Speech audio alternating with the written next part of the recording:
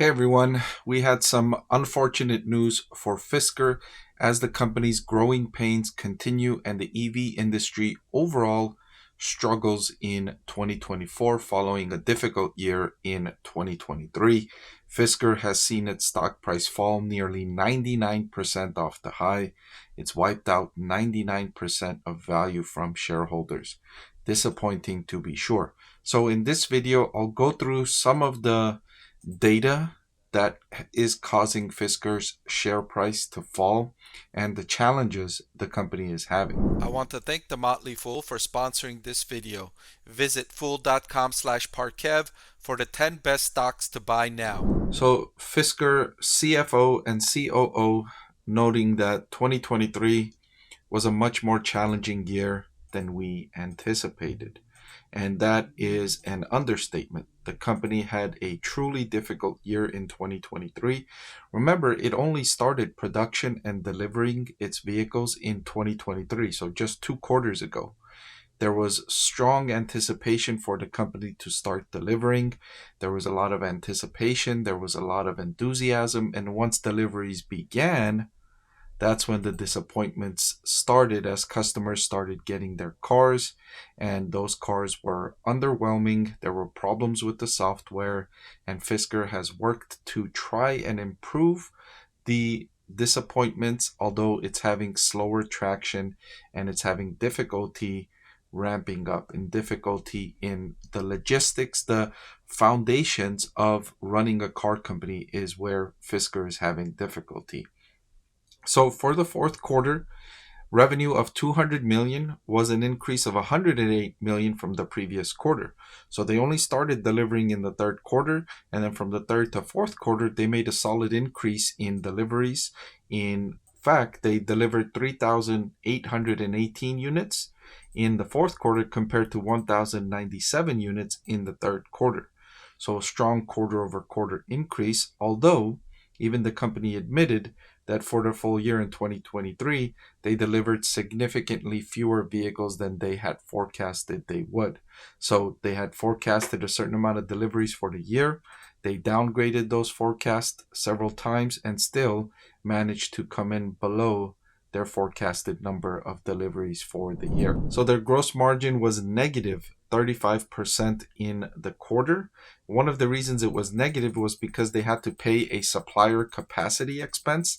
And what this sounds to me, and they didn't clarify more deeply here, but these types of expenses are usually where Fisker, remember, it outsources its production, right? Fisker doesn't produce or manufacture the vehicles themselves. They outsource this production. And when you're outsourcing production, sometimes you have a deal where the supplier will require that you order a certain amount of units, whether that be 5,000 units or 10,000 units, whatever the case might be. Those details are between Fisker and the supplier. And it looks like Fisker didn't meet those minimums. And if you don't meet the minimum, you got to pay your supplier an expense, because the supplier will say, look, we were ready to make these many vehicles for you, but you only ordered this many. And so because you didn't order as many as we were ready for, you got to pay us, right? Because we could have made other vehicles instead of being prepared to make your vehicles. And it's not profitable for us to only make 1,000 or 3,000 units for you. If you're only going to order those few units, it's not profitable for us to do that. So we got to charge you more per unit. If you're going to make more units, then we can give you a favorable rate. So this lower unit production really hurt Fisker because they initially thought they were going to produce more. So they entered into supplier agreements for more production. And it turns out they didn't produce that much because of lower customer demand, lower ability to fulfill those orders just to take the cars from production to delivery, and all of those reasons. So this is something that is a constraint now, and it looks like Fisker will continue paying this. I'm looking for more detail on this arrangement going forward, especially because it looks like the lower production is going to be the reality for Fisker, and it wasn't a one-time issue. It's going to produce lower units because they're not selling more units. So this is something I'm going to keep a close eye out for with Fisker. They reported a loss from operations in the quarter of 103 million. And they quickly recognized that they needed to pivot from direct sales to the dealer partnership model for reasons that the CEO Henrik Fisker has already described. Namely, that they're not selling as many and delivering as many as they thought they would when they went direct to consumer. So now they realize they need partners to help facilitate sales. Dealerships will help Fisker make sales because they'll have the cars sitting out there. Customers walk into dealerships every day, and dealerships have salesmen that are incentivized to make sales. So they'll be trying to push Fisker's cars onto customers, even if customers might be lukewarm about it. Those salesmen are incentivized with nice commissions to make those sales. So that will help Fisker, put a little juice into sales, but they've got to pay those commissions and they've got to pay the dealership. So they're going to be pressured even further on the gross profit margin.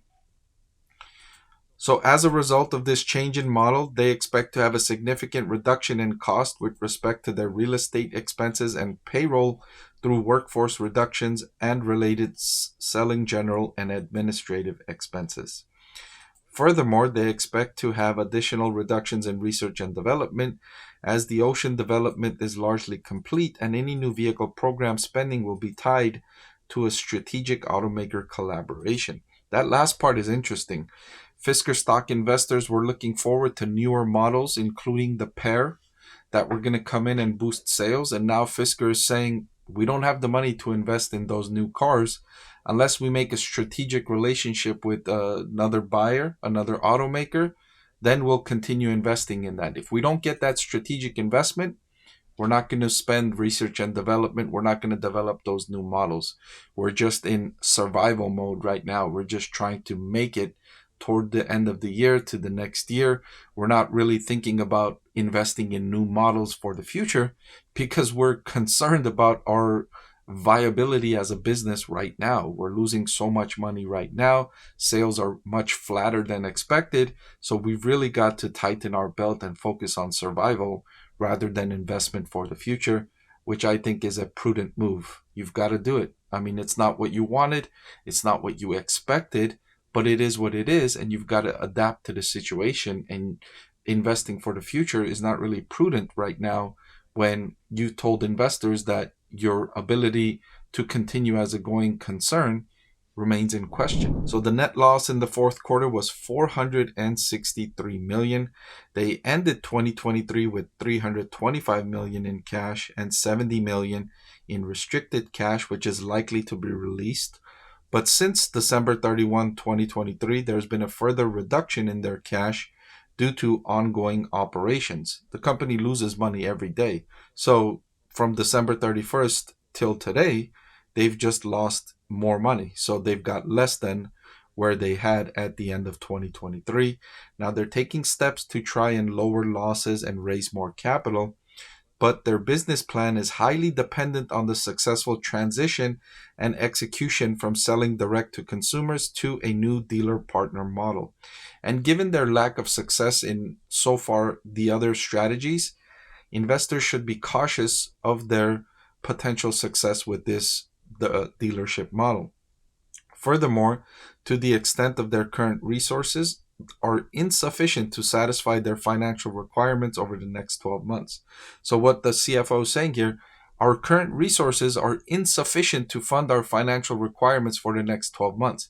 We don't have enough money for the next 12 months. We need more money. So we're going to need to go out to equity or debt financing, and there can be no assurance that we will be successful in raising more money. There's no guarantee that investors will keep giving Fisker money to burn. They're losing a lot of money. There's little hope of those losses becoming lessened, and investors are questioning whether or not they should keep giving money to Fisker. They might say, well, let's cut our losses here and stop our investment in Fisker. Or they may double down and say, you know what, let's give you all the money because we think you've got good prospects and we think this dealership model is going to work. It's too early to tell. It remains to be seen if they can indeed get that additional funding they need. A lot of it will depend on the initial success of the dealership model and this potential strategic investment from an OEM. If there's progress on that front, then investors may be more willing to give Fisker money to make it to the next milestone. Before I let you go, let me tell you about the greatest deal on YouTube. With just a click of a button, you can get free financial analysis from a professor with decades of investing experience.